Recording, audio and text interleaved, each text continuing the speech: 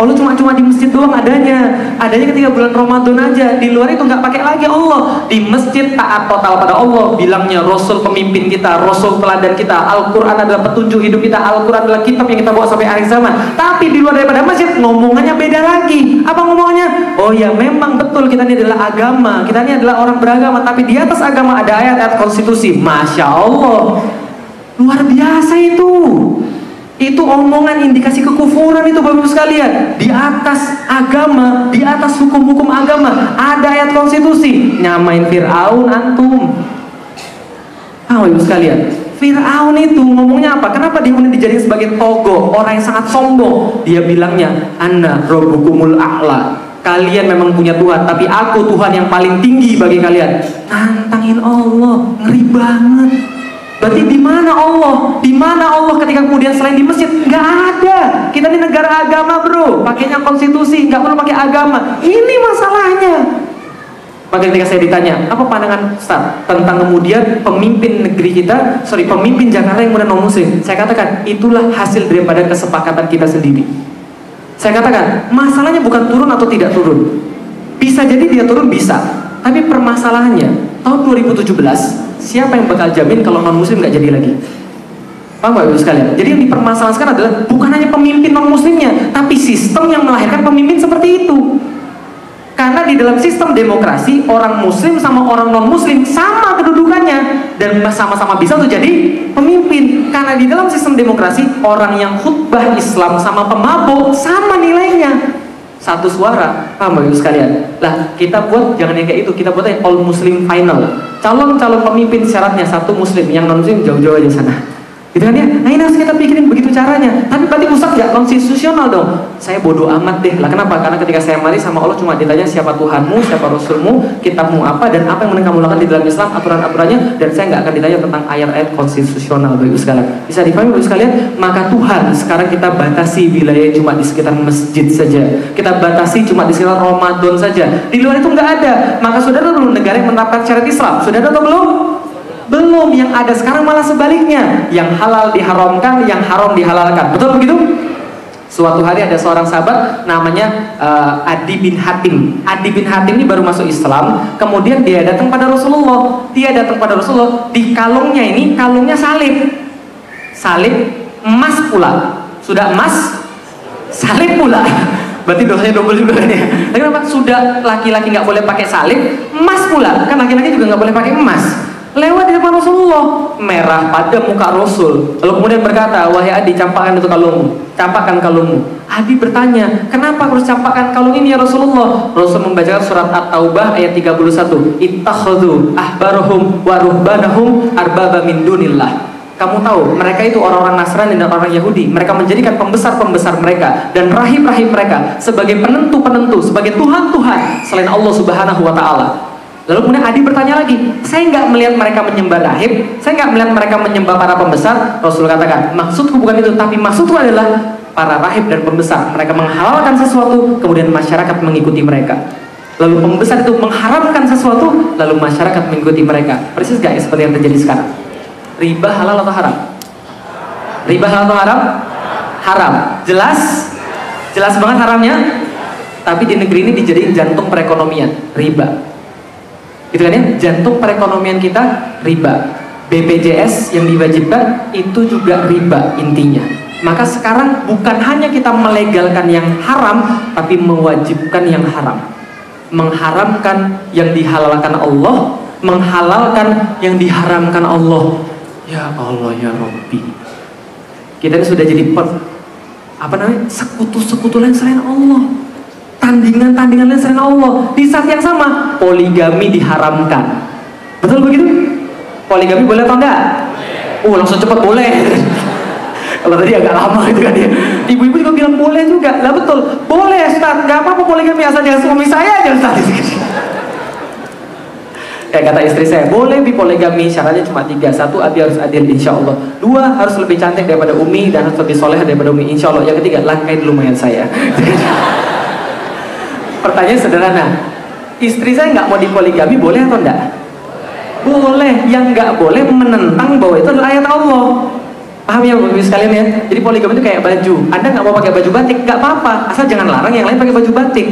Nah kalau Anda pakai baju batik, jangan berarti yang lain juga harus pakai baju batik. Paham kira saya? Ya udah terserah orangnya aja. Dan itu ayat-ayat Allah. Tapi zaman sekarang yang halal diharamkan, yang haram dihalalkan. Persis itu, ngeri Ibu sekalian. Maka sekarang kita ibarat punya dua pilar, tapi nggak mau yang ketiga. Individunya mau Islami, masyarakatnya mau Islami, tapi negaranya nggak mau Islami. Ya Islam ditaruh di atas, yang nggak bisa, jomplang. Mau pemimpin Islami, tapi cara milihnya nggak mau Islami, nggak bisa, nggak bisa. Islam itu satu paket. Kalau Anda mau ambil semua. Ya ayyuhalladzina amanu udkhulu fisilmi, bukan juz'an, bukan kafah, semuanya ambil. Kalau semuanya diambil jadi. Tapi kalau juz'an habis. Pernah tahu komputer Bapak Ibu sekalian? Komputer buka dalamnya, di motherboardnya ambil satu kapasitor yang paling kecil, nyala nggak tuh komputer? Habis. Diambil satu yang paling kecil aja nggak nyala, apalagi diterapkan cuma setengah, nggak nyala Islam.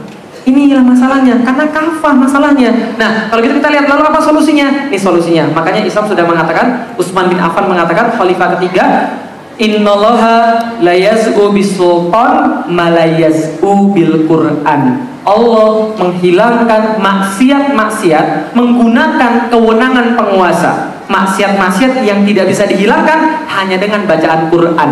Karena orang ada dua, satu dibacaan Quran sadar, dua dibacaan Al-Quran tambah kafir. Loh, ada dalam Al-Quran sendiri ngomong begitu. Kata Allah ada orang yang dibacaan Quran tambah kafir, ada. Nah yang tipe kedua nih nggak bisa pakai Al-Quran, harus pakai kekuasaan. Contoh, tahu gelodok? Tahu tempat jual apa gelodok? Apa kacang elektronik, bagus betul. Selain elektronik apa lagi Pak? Ya ibu-ibu memang nggak tahu, bapak-bapak yang tahu. Jualan apa Pak? Hah? Film apa Pak? Film porno. Harganya berapa? Wah ada distributor ternyata di situ. Berapa Bu tadi? 7.000. Salah. Harganya 5, betul 5.000 distributor benar. Kok Ustaz tahu juga sih? Karena saya pernah ditawarin ketika ke sana. Di sana tuh VCD porno dipajang satu hari 1 juta keping. Berapa? Sehari 1 juta keping. Diekspor untuk seluruh Indonesia. 1 juta keping, merusak seluruh anak-anak Anda. Pornografi itu lebih parah daripada narkoba. Luar biasa. Kalau sudah masuk ke sini, udah bodoh, hilang sesuatu udah. Lah kenapa? Penelitian sudah ada. Di Amerika ini sekarang lagi perang pornografi gila-gilaan. Kita ini aja masih mudah banyak sekali pornografi. Sinetron, tayangan TV, iklan, ngeri sekali pornografinya sekarang. Merusak anak-anak kita semuanya. Pertanyaan saya, polisi tahu nggak di Glodok lagi jualan film porno? Ambil tindakan nggak? Nggak, setahun sekali aja ketika operasi zebra atau operasi apa itu disita sehari 2 hari, setelah itu dibiarin lagi. Nggak ada mulai tindakan. Semua orang tahu di situ jualan film porno, tapi nggak ada tindakan. Contoh, tahu Keramat Tunggak tahu? Yang sekarang jadi Jakarta Islamic Center. Sebelum Jakarta Islamic Center tempat apa itu? Tempat maksiat. Ibu-ibu belum tahu ya. Saya kasih ini bapak-bapak yang tahu. Tempat apa Pak? Tempat pelacuran. Iya. Setelah kemudian ditutup dan tempat pelacuran tadi dibukalah kemudian Jakarta Islamic Center, apakah pelacurannya hilang? Enggak, pindah kemana? Enggak tahu. Berarti Anda orang baik. Pindah kemana Pak? Yang lain? Yosudarso. Yosudarso Ustaz. Iya, kok Ustaz tahu? Lewat saya di situ. Lu kok Ustaz lewat? Ya pulang dari Jakarta Islamic Center ngisi, lewat jalan Yosudarso. Ya Allah ya Robbi, arah depan itu arah ke Terminal Tanjung Priuk, sebelah kanan Jakarta International Container Terminal, sebelah kiri etalase pelacur. Serius, orang saya lewat di situ kok. Jangan bilang nggak ada, saya lewat, saya lihat sendiri. Cewek-cewek berpakaian provokatif, di belakangnya hotel Short Time, ya, dan dia kemudian memprovokasi motor-motor yang lewat dan mobil-mobil yang lewat. Majang diri di situ. Serius, bukan cuma di Belanda doang yang ada begitu, di Indonesia ada. Ketika kemudian saya lihat, ini polisi tahu nggak di situ ada kemudian etalase kayak tadi? Nggak mungkin nggak tahu 500 meter dari sana Polres Jakarta Utara. Tapi ambil tindakan atau tidak? Tidak. Pertanyaan saya, Anda mungkin tinggalnya di Bintaro, tempat baik-baik, banyak pengajian ibu-ibu di Bintaro ini. Pertanyaan, kalau Anda tinggal di sana kira-kira stres atau enggak? Ya Allah, Anda sudah lapor RT, Anda sudah lapor RW, Anda sudah lapor polisi, Anda sudah lapor gubernur, Anda sudah lapor wali kota, enggak ditutup-tutup di situ. Akhirnya Anda lapor siapa? Ya kan ya? Wajar nggak kira-kira? Maka kalau kita melihat satu peristiwa, jangan lihat cuma sekedar dari satu sisi doang. Saya nggak membenarkan dan saya juga nggak menyalahkan. Lah kenapa? Kalau saya tinggal di situ mungkin saya juga stres juga. nggak ada cara lain lagi. Besok pakai sorban, pakai kemudian pedang, dihancurin tempat maksiat tadi. Besoknya muncul umat Islam bertindak anarkis. Kenapa dikatakan bertindak anarkis? Karena bukan kita yang punya wewenang. Coba polisi yang nutup dikatakan anarkis ya? Enggak, memang tugas dia. Gitu kan ya? Tapi zaman sekarang, ketika tidak ada hakim yang benar, maka seluruh orang main hakim sendiri. Ini karena nggak ada sistem negara yang menerapkan syariat Allah. Tidak seperti Islam. Ada yang maling, potong tangan dia. Lu jangan, dia kan pembesar. Rasul merah lagi mukanya, padam lagi mukanya, udah bilang, seandainya Fatimah binti Muhammad mencuri, saya yang potong tangannya. Nah, kenapa? Hukum tidak boleh dimain-mainin. Tapi zaman sekarang semua hukum bisa dibeli. Makanya hukum milik orang kaya. Kayak di etalase cuma bisa dibeli orang kaya, orang miskin cuma ngiler dong ngeliatin hukum. Jadi pahami ibu sekalian. Maka ini yang terjadi pada zaman sekarang. Kalau kekuasaan bukan kekuasaan Islam, pasti maksiat merajalela di mana-mana. Itu sudah nggak usah tanya lagi. Tapi Ustaz, sekarang gimana? Allah ngasih Al-Quran itu bukan pajangan. Jadi ketika Allah kasih tahu walan taqdo angkal yahudu walan nasoro, berarti memang tidak akan pernah ridho. Berarti tidak akan pernah ridho, tidak akan buat kebaikan pada antum.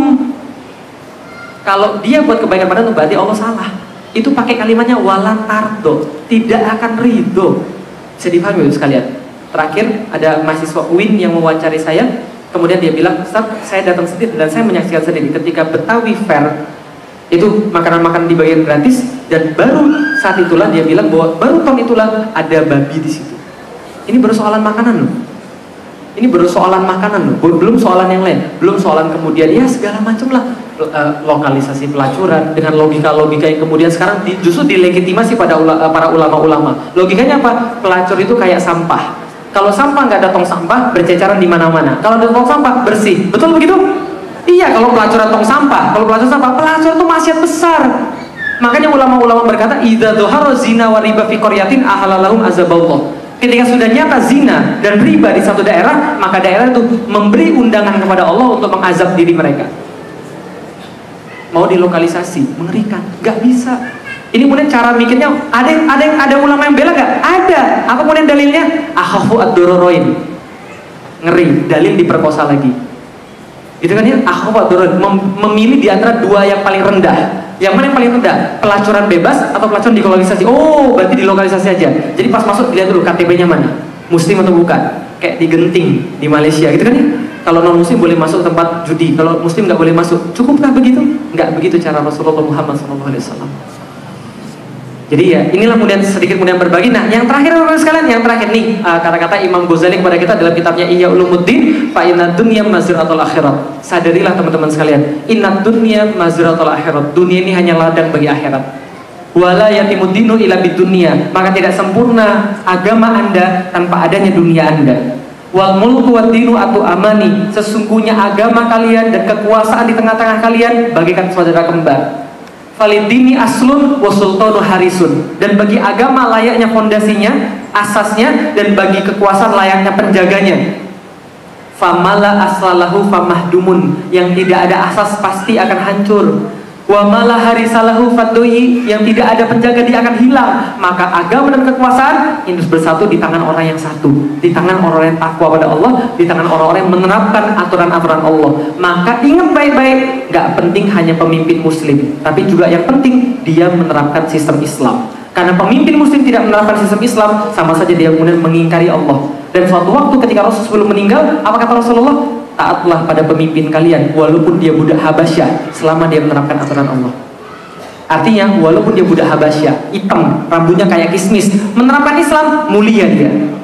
Walaupun dia sipit matanya, putih, ganteng, menerapkan Islam, mulia dia.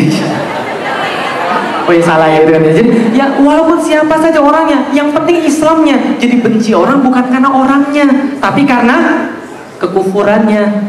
Mencintai orang jangan karena fisiknya, tapi karena ketaatannya. Itu yang diajari oleh Islam. Islam nggak mengajarkan kita benci orang Yahudi.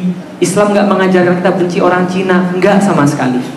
Ya kan ya? Yang diajarkan kepada kita membenci apa? Kekufurannya. Karena kalau Allah mengajarkan Rasulullah Muhammad benci Yahudi, tentu Rasulullah tidak akan menikah sama Sofiyah. Sofiyah tahu? Istrinya Rasulullah. Yahudi ketika dinikah oleh Rasulullah, dibawa kemudian ke Madinah, dibully sama Aisyah. Dibulinya gimana? Dasar Yahudi, dasar Yahudi, kira-kira begitulah. Jadi dasar Yahudi, ya karena cemburu. maklum karena cemburu, karena matanya Sofia itu di lukisan sangat indah sekali. Jadi kemudian ketika cemburu sama Sofia dan istri-istri Rasul yang lain juga cemburu, Saudah cemburu juga sama Sofia. Jadi kalau mereka kemudian dekat, dasar Yahudi, dasar kira-kira gitulah, celutukannya. Ketika suatu waktu Sofia kemudian nangis. Lalu dia ngadu sama Rasulullah, ya Rasul, saya dikata-katain, saya putri Yahudi. Apa kata Rasulullah? Rasul ketawa, dia coba bilang, sudahlah, nggak apa-apa, mereka cuma iri aja. Maksudnya iri mana? Kenapa? Karena iri. Karena bapakmu adalah nabi, pamanmu adalah nabi, dan suamimu juga nabi. Maksud ayahnya siapa? Musa. Pamannya siapa? Harun. Dan kemudian suaminya Muhammad, bapakmu nabi, kemudian pamanmu nabi, suamimu juga nabi. Mereka cuma iri saja. Gak ada bencinya kita dengan Yahudi. Yang kita benci perbuatan Yahudiah. Nah itu kita benci. Bisa dipahami sekalian kan ya? Nah berarti inilah kemudian solusinya, individu yang bertakwa, masyarakat yang berdakwah, dan insya Allah yang terakhir adalah negara yang menerapkan syariat Allah, negara yang menerapkan syariat Islam. Dengan itulah baru barokah semuanya insya Allah. Tapi kalau masih mengingkari, habis sudah. Saya sudah ceritain semuanya dan saya sudah menyampaikan semuanya. Kalau ada yang kemudian masih kurang jelas, nanti silahkan baca di buku judulnya Khilafah, di belakang ada. Kalau masih kurang jelas lagi, nanti boleh kemudian buka di YouTube, ketik 3 pilar, nanti ada videonya. Insya Allah bisa diulang-ulangi dan ngomongnya nggak secepat sekarang karena bisa dibolak-balikin. Ini sudah jam 9 ini. Nah, dan kalau masih kurang jelas lagi ya nanti kapan-kapan kita berjumpa. Tapi mohon maaf, saya perlu sampaikan Bapak Ibu sekalian. Saya sudah menyampaikan di dunia sosial media bahwa sekarang jadwal saya penuh sampai bulan Mei. Nah sehingga setelah bulan Mei ini saya berencana untuk menarik diri dulu sebentar, belajar lagi. Karena kenapa? Saya khawatir malah nanti saya menyesatkan orang dengan ilmu saya yang terbatas ini. Jadi saya menarik diri, saya tidak terima kajian-kajian lagi selepas bulan Mei karena saya mau belajar fokus di situ. Dan untuk itu nanti kalau misalnya ada yang mau mendengar pengajian, nanti saya bisa mereferensikan guru-guru saya kemudian masih memberikan kajian. Tapi kalau saya secara pribadi, sepertinya saya harus sedikit menarik diri karena belajar dulu Ibu sekalian. Nah, kenapa? Karena saya bukan seperti Bapak Ibu sekalian. Saya dilahirkan bukan muslim. Jadi pelajaran saya ini masih tanggung. Nah, saya harus benar mematangkan diri dulu. Nah, sehingga itu yang bisa saya sampaikan. Tapi insya Allah bukan berhenti berdakwah karena nggak ada mantan aktivis dakwah tuh nggak ada. Mantan dai itu nggak ada. Dakwah itu sampai mati. Tapi ini cuma pengalihan yang lain saja. Meriset jangan-jangan selama ini apa yang saya lakukan salah. Makanya saya minta perlindungan daripada Allah dan juga mohon doa dari jamaah. Dan juga mudah-mudahan memang tidak diposisikan seperti selebritis. Jadi karena tadi bukan selebritis, jadi sekarang nih habis ini nggak ada sesi foto. Mohon maaf banget. Kenapa? Nanti kalau difoto-foto nanti saya jadi selebritis bahaya. Besok saya diundang lagi, saya minta 150 juta. Nah jadi lebih baik saya nggak usah diposisikan jadi selebritis, jadi orang biasa saja. Dan memang ya kalau memang ada yang baik hanya berasal daripada Allah Subhanahu Wa Taala. Dan kalau ada kesalahan saya mohon maaf karena itu pasti dari saya. Dan kalau ada yang baik ya mudah-mudahan itu bisa disebarkan. Dan kalau setelah ini masih ada waktu tanya jawab boleh. Kalau saat ini masih ada berkenan dari pihak masjid untuk tanya jawab boleh. Ada ya? Ada. Monggo silahkan dipandu. Terima kasih. Assalamualaikum warahmatullahi wabarakatuh.